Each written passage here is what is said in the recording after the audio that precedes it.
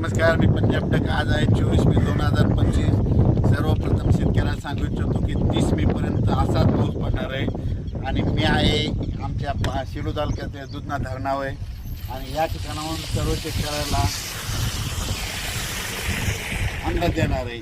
तर हे आहे दुधना धरण, आमच्या शिरूर तालुक्यातलं दुधना धरण आहे. आणि या ठिकाणून माझ्या महाराष्ट्रातल्या शेतकऱ्याला अंदाज देणार आहे की राज्यामध्ये 30 तारखेपर्यंत असाच भाग बदलत पाऊस पडणार आहे, म्हणून हा अंदाज लक्षात येतात.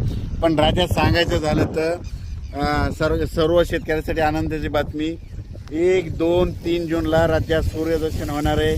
पाऊस विश्रांती घेणार आहे, वरून रजेवर जाणार आहे, म्हणून हा अंदाज लक्षात येतात.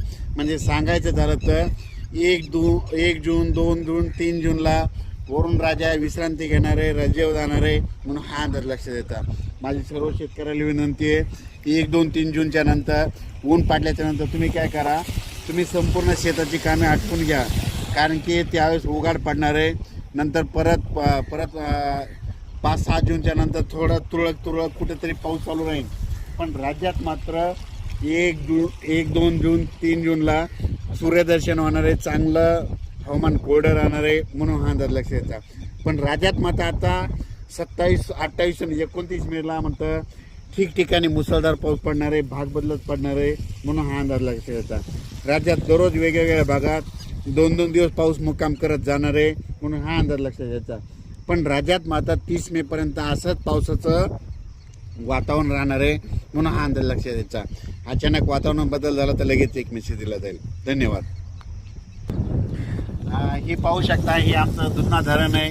म्हणजे सेलू तालुक्यातील लहान भाग होणार आहे, आमचं हे धरण आहे. या धरणात देखील पाणी यायला सुरुवात झाली, पाहू शकता. पण राज्यात मात्र सर्व शेतकऱ्यांसाठी आनंदाची बातमी, 1 जून, 2 जून, 3 जूनला सूर्यदर्शन होणार आहे, म्हणून हा अंदाज लक्षात यायचा. म्हणजे वरून राजा विश्रांती घेणार आहे, शेतकऱ्याला कामं करण्यासाठी विश्रांती घेणार आहे, म्हणून सर्व शेतकऱ्यांनी हा अंदाज लक्षात येत आहे. मी आहे जालन्याकडे जात आहे आणि परतूर मार्गे जात असल्यामुळं या दुधना धरणावर या शेतकऱ्यासाठी अंदाज दिलेला आहे. धन्यवाद.